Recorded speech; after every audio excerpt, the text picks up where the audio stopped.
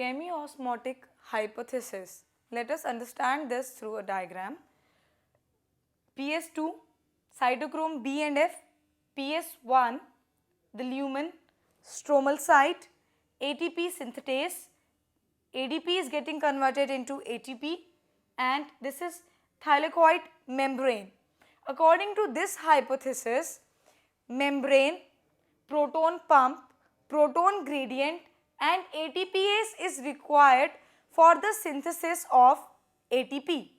Now, from where protons are coming and how this proton pump or gradient is being formed. Whenever water is splitting, protons are also generated out of that, and these protons, they get concentrated in the lumen region of the membrane. Also, whenever NAD positive is getting reduced to NADPH, it takes out or removes, because this reduction involves protons. Hence, protons from stroma region is also taken up. So, the concentration of protons in the lumen region increases. So, energy is required to pump the protons across the membrane. Thus, a proton pump gradient or high concentration of proton is developed.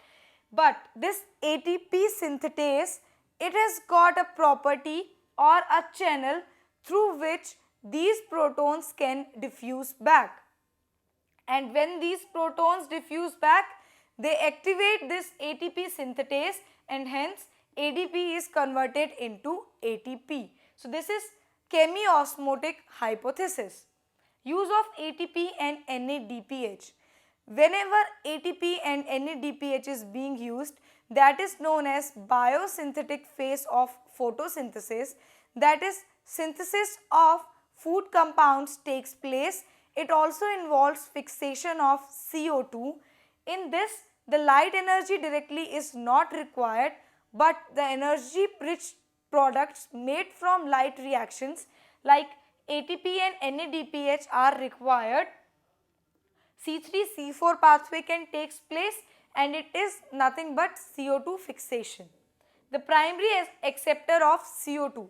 Earlier it was believed that it is a 2-carbon compound which primarily accepts the carbon dioxide, but later on with the discoveries it was found out that it is a 5-carbon compound known as RUBP, ribulose biphosphate.